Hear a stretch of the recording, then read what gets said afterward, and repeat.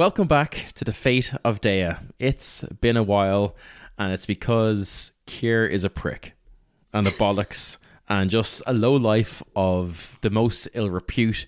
And some people say that hell is just Kier.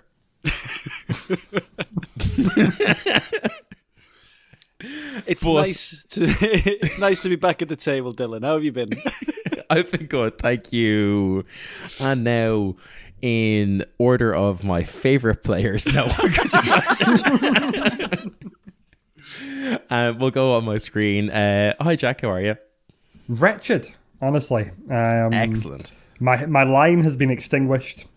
My family's banners have been burnt by my enemies. And our great estates lie in ruins with just the winds howling through them where once there was fair music. How are you? Well, I mean, I'm actually exactly the same because that just happened to me in LARP over the weekend. Oh, yeah. So I actually know exactly how you feel. Oh, good. Thank you. It's good to commiserate. Yeah. Just to be clear, we are talking about my actual, entire noble family. Yeah, I know. But I have this thing called empathy, which means I can... Right, appreciate it. Yeah, how you feel. Yeah, you weren't there when I called my banners, though. Where were you, Dylan? When the knives came for us, where were you? Empathy. I can make it all about me in my game. Yes, well, I'm self-aware enough to know. So, anyway, Cameron, how are you? I'm great. I'm just happy not to be the third choice now, so that's good. Yeah. Sorry, Gemma. Yeah, and now for my fourth favourite player. Hi, Gemma. Well, I'm a bit sad now. Oh, sorry. You're really my favourite. Don't worry. No empathy for you. Yeah. Yeah. I have sympathy only. Oh. I got told I was going to get kicked out before. Yeah, well, actually, been really mean to you. Stop picking on me, guys. Oh, sorry. Yeah. We need to get HR involved. They'll do something. Yeah. Yeah. No, they won't. They never do. No. Let's say I'm pretty sure HR is just Kier in the situation. So, yeah, and as aforementionedly, established, he's wretched. So, Hell is me. He is hell. Yeah, he is hell himself. Yeah, I didn't get it hell that is bad. HR. Yeah. All right. Speaking of hell, let's all sit through one of Kier's recaps.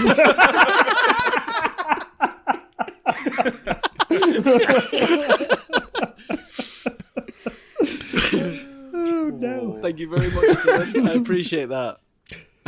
Welcome back to our table and welcome back to our story. Last time on the fate of Daya. In Daya's halls of shadowed power, a storm began to churn. The Council of Colleges called to chart the city's course. Within the chamber's gilded gloom, two figures stood apart. Jorvin, noble-blooded exile, and Salryn, blade-bound commander. The colleges revealed their fractured face. Guilds of craft and coin stood alongside crime, their hands both building and bleeding the city. With Vita's death, the balance wavered, and Salryn's shields and Jorvin's birthright became pillars of Rowena's rising star. Rowena, keen of wit and sharp of tongue, guided them to face Kiani, merchant of greed and doubt. Through words of iron and promises forged, they bound his hands to the city's fate. Surrender we shall never, they swore. The people must not know of Vita's fall, not until strength is born anew. The Vashjek Inaia's contract restored, the walls made firm, defences whole. Jorvin, by quill and oath, was sworn as treasurer and city quartermaster, granted the keys to Daya's coffers and stores. Kiani's grumbling filled the chamber's air, but the city's heart began to beat with purpose. Rowena's crown of power, yet fragile, a tenuous trust between shadow and shield. In Vita's chamber, a maul of menace hung, a ceremonial relic dark and ancient. Rowena's voice, velvet and venom, urged Jorvin, gift this to swift justice, your saviour in shadow. Use his fervour, his wrath, his righteousness, to bend the will of the city's foes. Salryn forged anew in fire and command, with Rowena's decree raised her high, captain commander lordess of night and day. Her blades now bore the weight of the city's survival. Taijong's cowardice eclipsed by her resolve, the shield's loyalty bound to her unyielding strength. Beyond the council's echoing halls, Swifty walked with delicate hammer at his side, the man of the orb, strange and serene. He listened as Swifty's stories wove through the streets, when a beggar crossed their path, his toes lost to time. Swifty beckoned Hammer to heal the broken man. Arcane light danced and flesh was remade, but gratitude soured to fear. The beggar cursed the gift, wary of its cost. Anger flared in delicate Hammer's eyes, a tempest of power barely contained. A whispered word, a flick of wrath, and the beggar shuddered beneath his judgment. Yet calm returned, through breath and ritual. Through Swifty's curious anger bucket wash, a building crumbled dust to shadow, and their feet fled, fleet, to safer ground. Daya trembles on a precipice, its threads of fate entwined with fragile hands. Jorvin's name, Salryn's steel, Rowena's ambition, and Swifty's zeal. Each step a gambit in a game unwon. And in the heart of shadowed halls, the city's survival waits to be forged anew.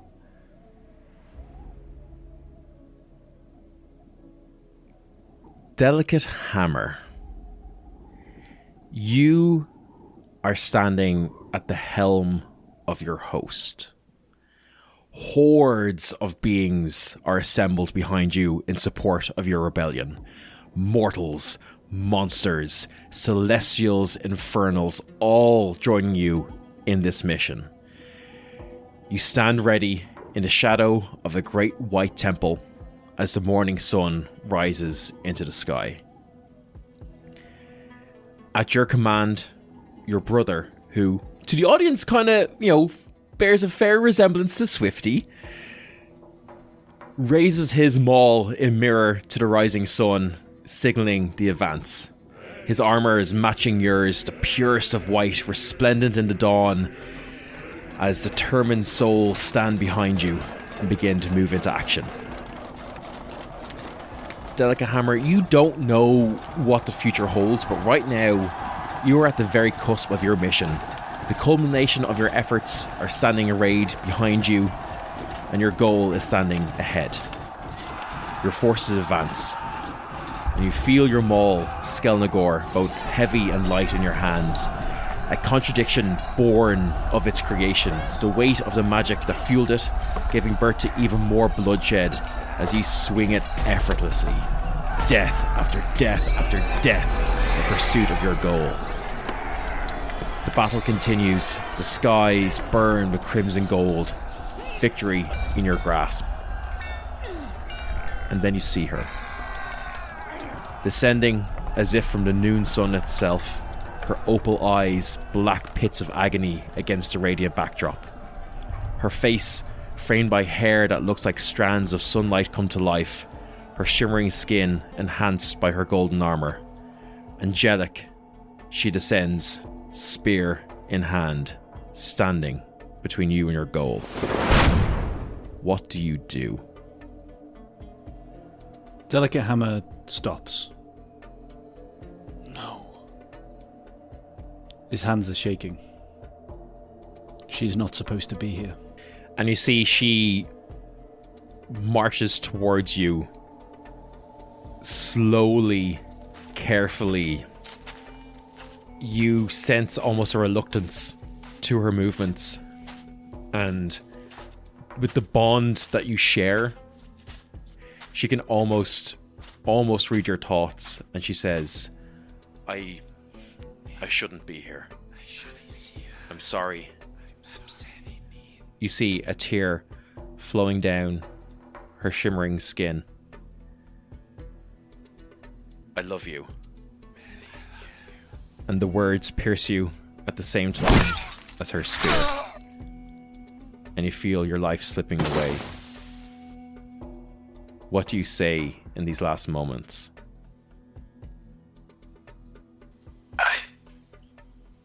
I forgive you. They are in. I love you. your eyes close as your forces around you crumble. Your mission turns to dust until you awaken many, many, many years later. But we'll get to that. Jorvin, you are just in one of these like side chambers in the residential suite of the government buildings, this old palatial building. You've just been fitted in your, the finest of clothes.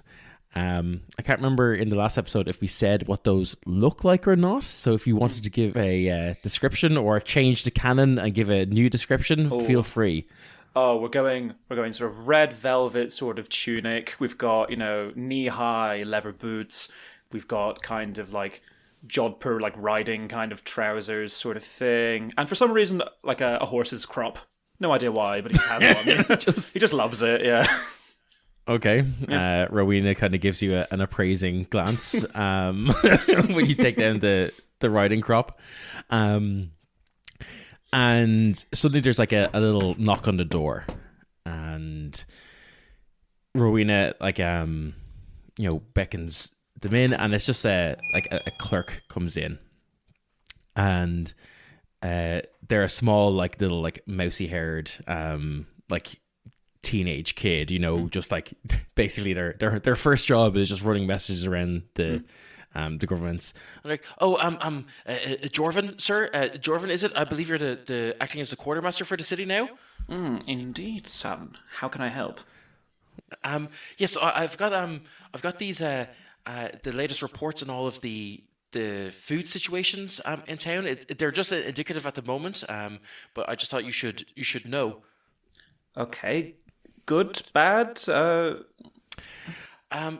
really, the internal city stores are quite well preserved. We perhaps have maybe a month's worth of food in here. But unfortunately, all of our external reserves are completely destroyed and razed. Does not seem to be any chance of getting food in from outside of the city walls.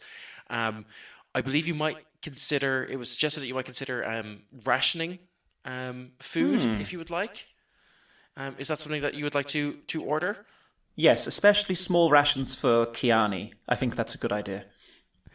What you're going to have to do is there are roughly 7 kind of like groups of people within the general population. The general population is kind of split down into like soldiers and city guard. There's like support workers in the civil service. So you could decide if you fit into the civil service and support, or if you fit into nobility. You could probably have that leeway. I guess actually probably Canny would. He'd probably try and find a way for him to fit either way too. Okay. You've got then prisoners, and then there's pregnant people, elderly, children, and nobility. So there's those kind of like 7. And basically, as it stands now, because you guys were able to, so well stop any fires from spreading and stuff inside the city, everyone's going to have to like be on rations, but only one group is going to have to be on like kind of like more limited rations. And you have to make that decision. Ooh. Jorvin, having been a prisoner before, is maybe a little bit more sympathetic to them than the nobility, which is weird because he's one of them too. But yeah, but, yeah, he's going to cut the nobility. He's going for it. Okay. Give me an insight check. Insight. Okay. That is 23. 23. Okay. This little clerk, you see him try very much to hide his facial expressions. He's like, he's young, but he's worked around politicians and civil servants all of his life. So he's kind of knows how to go unnoticed and keep his own opinions in check. But you kind of just like, when you say this, there's like unmistakable kind of like a oof kind of expression comes across his face. But he, it's only for a split second, and he nods. He goes, "Very well. I will see those orders drawn up and circulated for you." Thank you, lad. And he leaves them basically to go and start enacting that. And Rowena turns to you and says, Jorvin, that was a bold move. What made you... Well, if it all goes badly, I am a civil servant, not a noble. It's very good. I see. Playing all sides and hoping... Oh, 100%. Yeah, I mean, I don't really care about pregnant women or elderly either, but, you know... but nobles, pregnant nobles, elderly nobles, the worst. Well, I mean, look, not nobles don't really tend to do anything, so I do agree with you partially. But okay, look, I've got things to attend to. I've got some more meetings with the college members, so I'll leave you to your business. I believe you were to bring that terrible weapon to your friend, and you see that you maybe like laid it down in the corner as you're been getting ready, and like it's just got like a weird aura about it. It's both ceremonial and looks like it could be used. Like it's like something like for like World of Warcraft or something, you know? It's just like a bit over the top, like obsidian, and just unnecessarily just like metal. Look, I think, with that weapon and the weapon wielding the weapon, I think we could...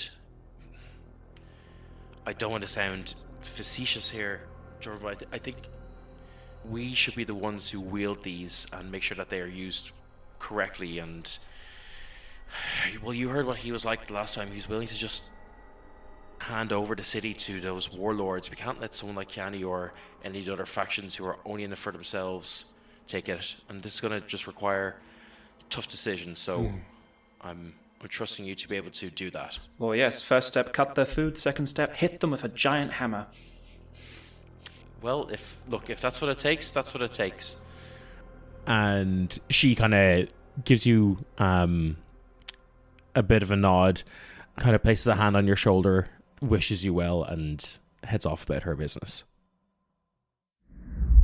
We cut over to Swifty for a second. What's Swifty doing? keep running quickly!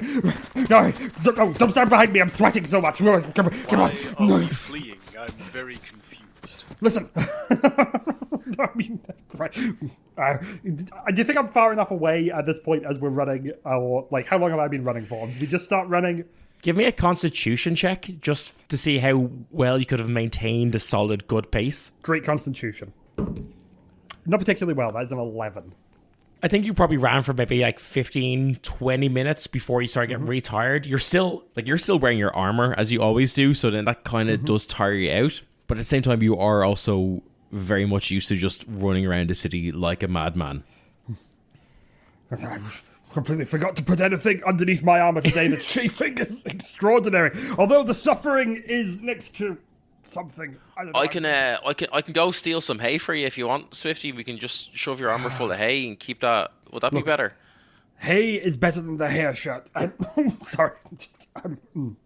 But don't be stealing hay. What you do is you go up to them and you say, "Excuse me, sir, do you have a service that I can perform for your wonderful dried grass that you have harvested?" All right. And what if that service is like showing them how well I can like sneak up and stuff, you know? I mean, if that's the arrangement you make with the merchant, but that's the whole point. You have to make the arrangement beforehand.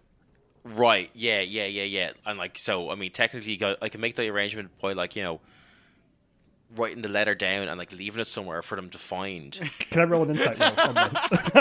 I genuinely don't know if Swifty is gonna pick up on this. Okay.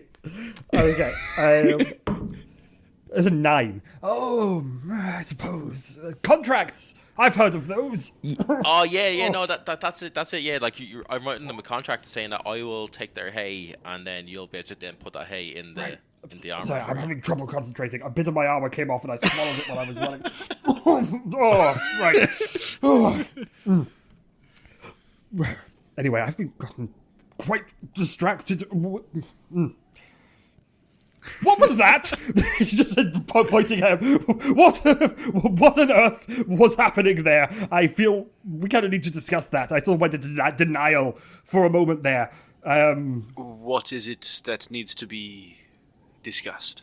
Okay, so, my good friend, you have some anger issues, and I have an angry young man myself, once I understand that. However... But I have the ha-ha-hum and the bucket and the ha-ha-hum, yes. now. Many coping strategies. Right, see, now. Now, ha-ha-hums, as discussed, perfect.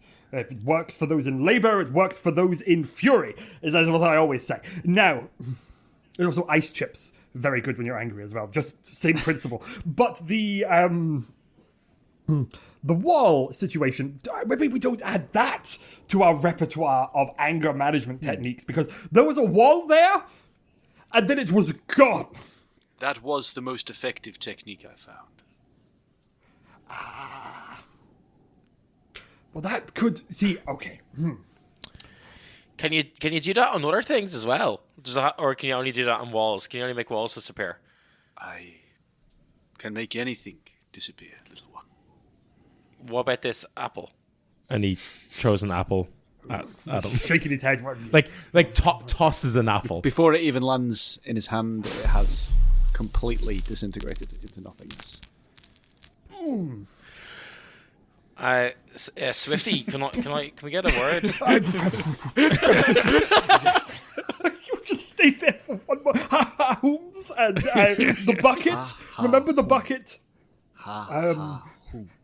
It's excellent. It's excellent. What are we going to do? This is a little beyond my repertoire. Is he like destroying them, or is this just like, the way when those lads on the street that you sometimes chase down because they're doing the game with the balls and the cups and they're swindling people out of the money? A sleight of hand trick. Yeah, because it could just be something like that, but just on a real big scale, like. Yes, one moment. Swifty, not like turning around, takes a single, stupidly long step backwards, turns his head around, goes, Is there any chance you're a sort of conjurer in the manner of a street performer?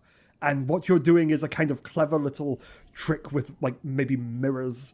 And I heard sometimes they have pockets in their sleeves. I'm confused. Is this not a common ability? No, not even a little bit. It's quite unusual. And listen, I'm a big fan. Fantastic stuff. We're just sort of, geese, right? You ever seen a goose? Swifty, if you're gonna call him a silly goose, I don't think that's gonna be a good idea. No. It's a silly goose, not a silly goose at all. No. So a goose is a sort of semi-aquatic waterfowl. I read in a book once. I'm acquainted with waterfowl. Yes. Excellent. We're getting somewhere. Okay. So most of the time, they just waddle along doing goose things. But if I saw, I looked over a lovely pond, a puddle in the street, and there was a goose in it, and then the goose looked at a wall, and the wall ceased to be, it would raise questions. And that's sort of the situation that we're in now. What happened? Could you please explain what that was? I willed the wall to cease to be. I can return it if it has caused you distress. Oh, that changes things. All right. Okay, so you can fix things when you remove them. It is more challenging, but I am capable of such things, I believe. Could you put that apple back? Yeah, I'm getting a bit hungry, actually. Life is a little more complicated, but... Okay, so if you do that to people, that's harder to unlock. Let me try. And he extends his hand out, and you begin to see a sort of black swirling mass appearing in his hand, and it's pulsing, and he's concentrating. Pulsing mass. And his eyes are flashing a sort of violent purple. And then the apple returns, but it's not quite right. It doesn't... It has all the appearance and characteristics of an apple. But it feels uncanny, as if something is slightly off with it. So this apple has something of a menacing aura now, which is not something I've ever felt from an apple before. All right, how about we don't eat this one? Okay. A wall is a much simpler endeavour. All right. Can you just put the wall back where it was? Is that a thing? I am a tad lost. I will grant you will have to return me to the location, but I can return the wall easily enough. Hypothetical. Could you just, put the wall over there? Just against this alleyway wall here? I could construct a new wall, if that's what you're asking. Ooh, okay. Could you make a piece of metal in the figure of an 8 just materialize in front of me? Figure of an 8. Puts his hand towards the ground, and you feel the ground is shaking. And then slowly materializing bit by bit from the ground, floating just below his palm, is increasingly large pieces of metal, which begin to, over a number of seconds, form into the figure of 8, which he then hands over to you. And he says, "It is a mix of metals, I'm afraid." If only I knew what numbers looked like. Swifty, we might not ask the real powerful street magician to keep doing tricks for our own entertainment. No, it's not entertainment. What we're doing here is do you remember when you and the boys, when you got your position by going through a series of elaborate trials to work out which one of you? Yeah. There was the box of punishment. There was the tub of suffering. Yeah. Yeah. There was the barrel of iniquity. The crate of cruelty, yeah. The crate of cruelty, yes. That honestly, I made the crate of cruelty up on the spot. You just kept doing so well. Yeah, no, I realised when we just happened to be going past a trader, and then he kind of just put me in a crate and punched me 4 times. Honestly, I was swift out of ideas. You were completely you aced it. That's what we're doing here. This is his crate of cruelty, and like the real crate of cruelty, I'm making it up on the spot right now to try and work out what on earth. Look, my friend. Okay, so let's clarify a few things. Okay, so not speaking from any experience, because of course. I know about such. No, not speaking from any experience. But don't do that sort of. Look, do you see my arms here? I'm just wiggling them. I can see your arms. Sort of range of motion, right? Generally speaking, if you do anything that interacts with the outside world beyond what your limbs can do, people get upset. Sort of a rule of thumb there. How sad. I suppose. Could be viewed that way. But, do you know what a pillory mob is? I am not acquainted with a pillory mob. All right. How about a pitchfork? The farming utensil. Yes, also often used as an improvised weapon by a mob. A rather flimsy weapon, I would think. Oh, absolutely. Although, like a 3-eyed creature. But look, what we don't want is for people to get frightened and upset. Now, obviously, we're your friends. We think you're fantastic, but I really do. I mean, this is the best 8. This is an 8. Yeah, no, that's an 8. This is the best 8 I've ever seen. And we would hate for the 8 to make you late. No, look, it's... if people see this sort of thing regularly, they're going to get very upset. They're going to call people to come and be upset with you. And you could do so many good things, like you've shown me already. And the last thing I'd want is for people to misunderstand and think that you're bad. Because we know you're not bad. You have your hash rooms, you have the buckets. Speaking of people misunderstanding, down the street because, surprisingly enough, a scene like this has gathered some attention, and it's been very easy to track the location of Swifty and his companions. I think I rolled a 46 on stealth, Dylan. I just didn't bring it up. But you do see Jorvin coming along in search of you. The wall is fine, Jorvin. Hello, Right Honourable Mr. Swift. Okay. There's nobody else here. Who's your... It's just me. I am not present. Oh, who's your... He's not here. Hello, Hector. Hello. Very good. How are you? Hector's here. Can I... Oh, Do you want an apple? It's fine. Probably. Right. We have no evidence to the contrary. How about this metal 8 that I made?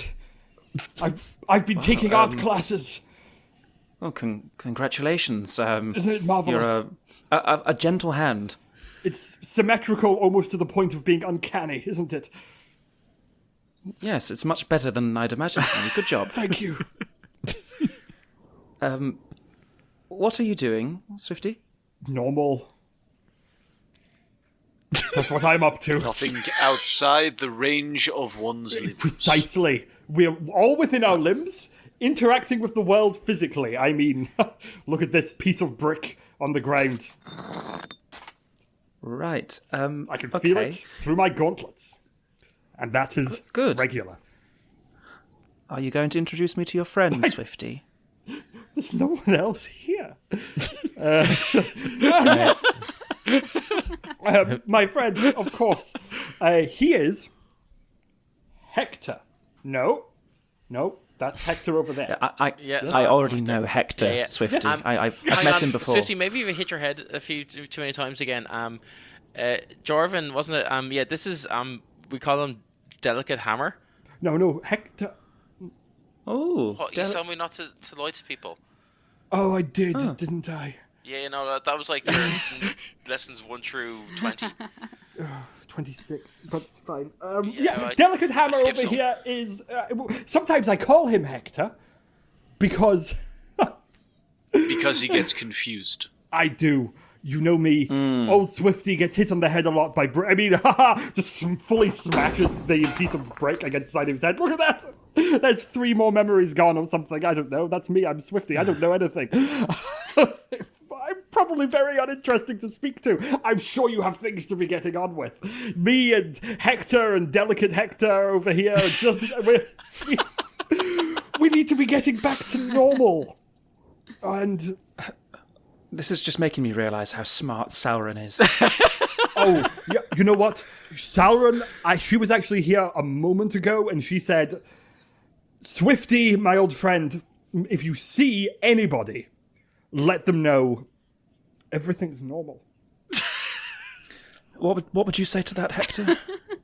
I don't think it'd be my place to contradict the person who's responsible for my upbringing, but, he kind of just cocks his head to the side. I see. Well, my good friend Swifty, I actually have a gift for you. Okay. You might have been wondering why I'm carrying around this big fuck-off mole. Oh, sorry, I didn't even notice because of how normal I'm feeling. That is, Swifty and Jorvin, please. Insight or perception? It's up to you. Insight for a 23. 15 on insight. Okay, so you spot it first, Swifty, very, very, very clearly that Delicate Hammer's disposition changes. He is intently focused on this mall in front of you. It takes you a couple of seconds, I think, Jorvin, because you're sort of handing it over to Swifty and intently focused on him. But as his attention is drawn, you see the sort of intent and intense staring at this mall that Delicate Hammer is doing. He cocks his head to one side, and he simply looks at you, Jorvin, and says, Where did you find this? Oh, it was given to me. I'm now part of the council, the real go-getters in the city. It's ceremonial mostly, but it's pretty though, isn't it? Yes. I know its name. Oh. I was going to call it an indelicate hammer, but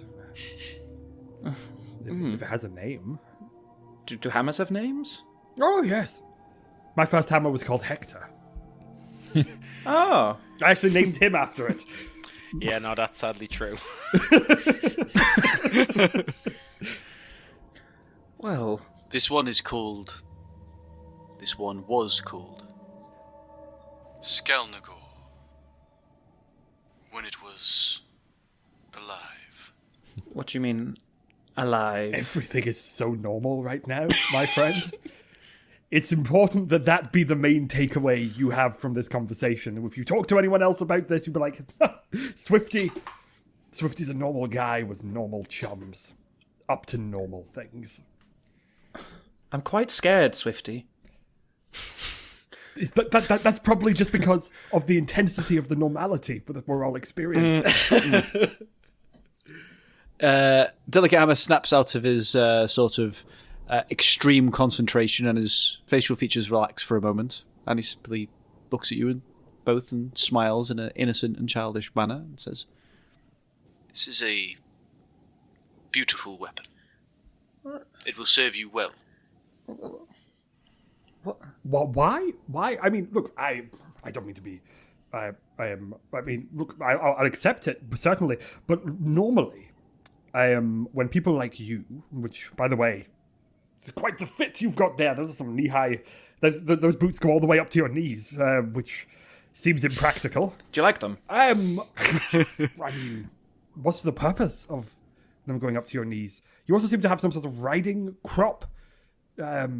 Oh, yes. Accessorizing, my friend. Accessorizing. I see. Is that for punishing the urchins you've taken under your care? I don't think I have any under my care, Oh. I'll be honest. But yes, accessorizing, my friend. Right. But do you might remember before you smashed that brick on your head a few seconds ago that I'm... I remember very little from before that, my friend, but carry on. Yes, but I'm even more important than I used to be. Oh, right. So you're even more important. I mean, the way you presented yourself, I assumed you were some sort of king, maybe an emperor's cousin or something like that. Well, maybe not quite as grand as that, but I'm the acting quartermaster of the city now. Well, that's just as good. I mean, being a quarter of a master is, you're nearly half a master. And then you get to be a full master after that, I assume. Yeah, I think there's a sort of leveling up process. Yeah. Excellent. I mean, good for you, my friend. I always said, you're half a master in my book, my friend. Can I have the hammer? It's beautiful. Yes, but it comes with a title as well, my dear friend. A title? I mean... Yes. It's like the hammer has a title? But now so do you. Oh. Well, yes. I'm Swift Justice. Yes, but you're Swift Justice, the hammer of the people.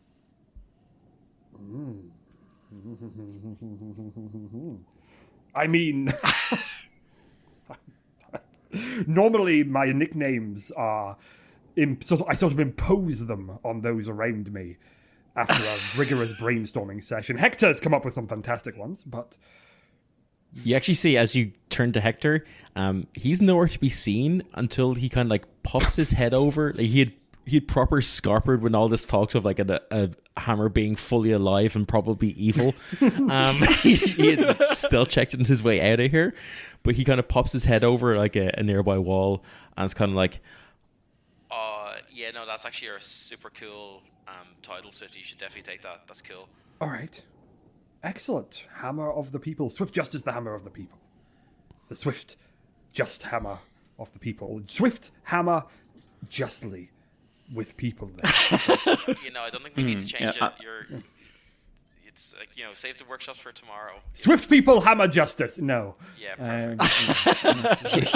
He's got the gist of it. He's got the spirit. Excellent. But that's which is most important. But yes, interestingly, Salryn is now very important as well.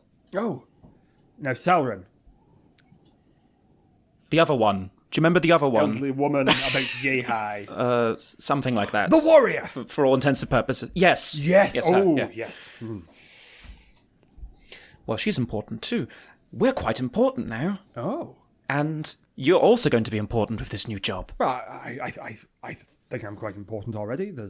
I have Hector. I'm quite important to him. I have the urchins. I have the incredible acts of violence I mete out upon injustice and those who have wronged. And those are the ones that we're going to really focus on. We're going to be focusing on those aspects. Yes.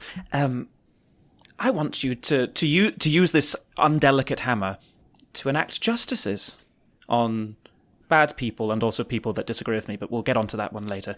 I mean, from what I understand, given our acquaintance, every person I've seen you murder has deserved it. So I must infer that any people you would wish to murder in the future going forward would also, by definition, deserve it.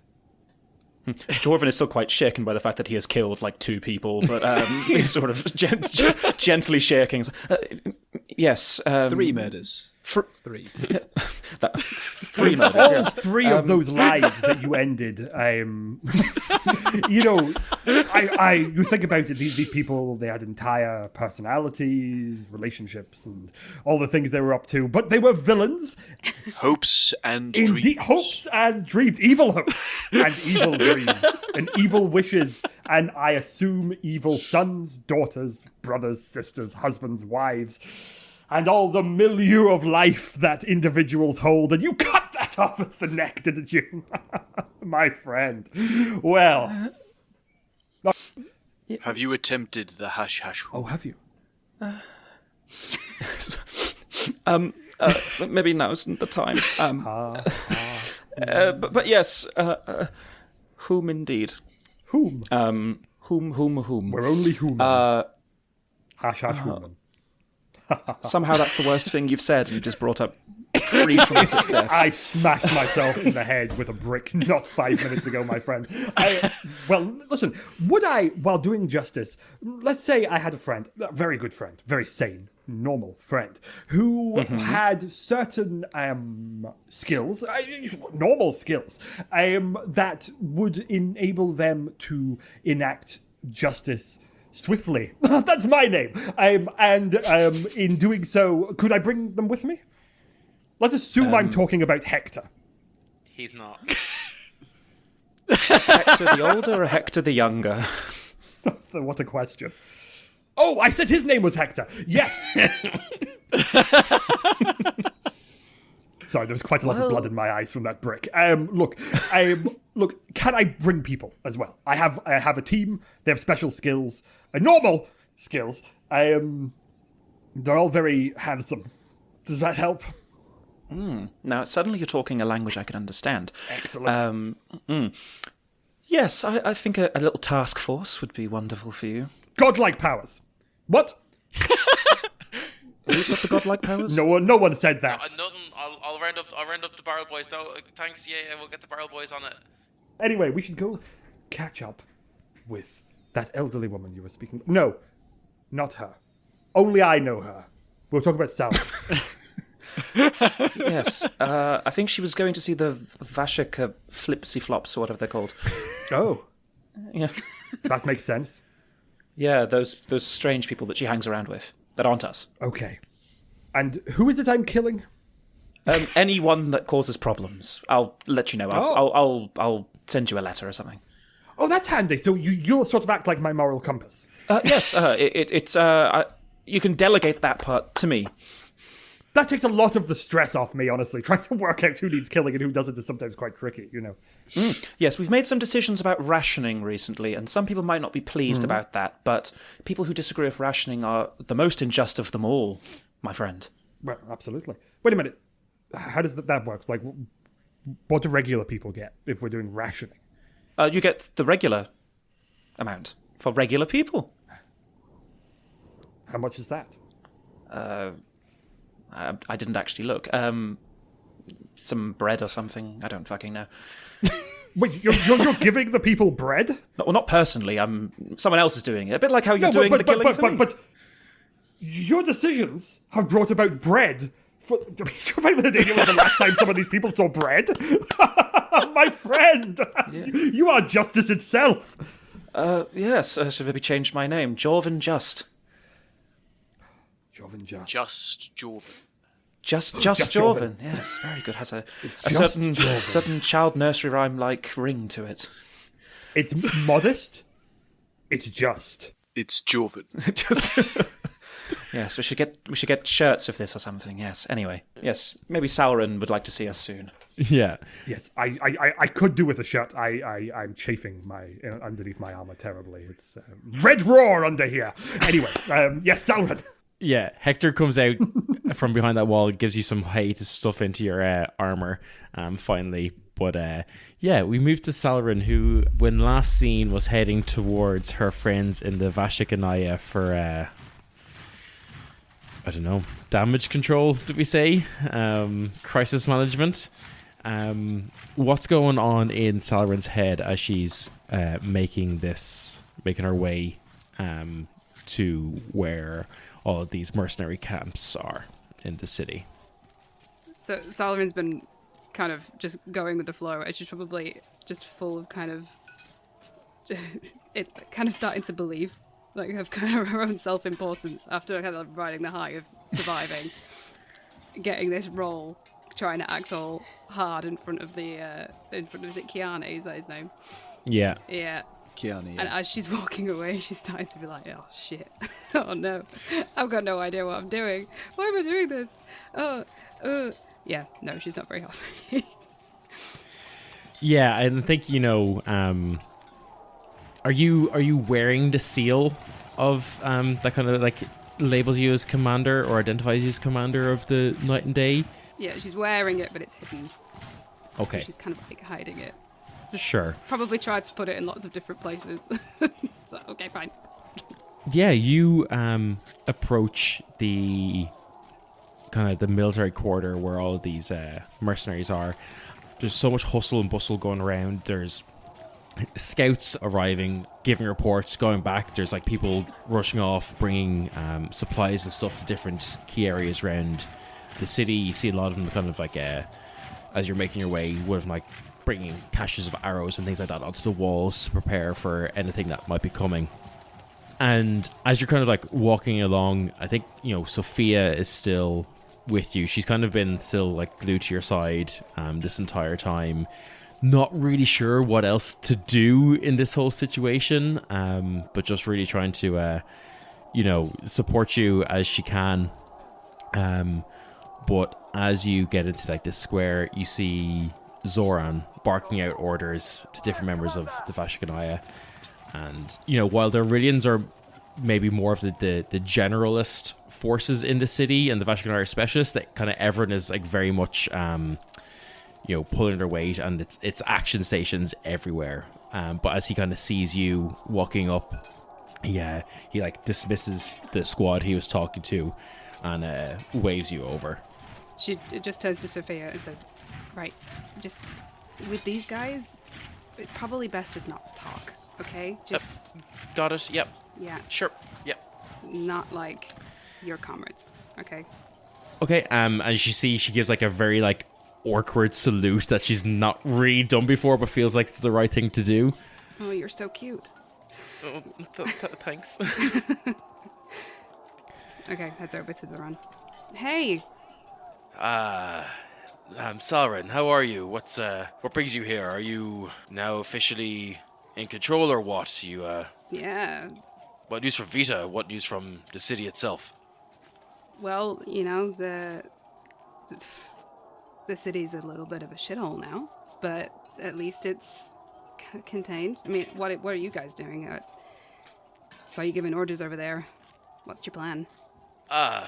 Some of these attacks, that weren't very effective, but, it's maybe the smoke before the fire. We are sending out scouting forces. We are making sure people are ready just in case. Earning our money, Yeah, I know. Did you get a good pay rise with the new position? I haven't asked about that.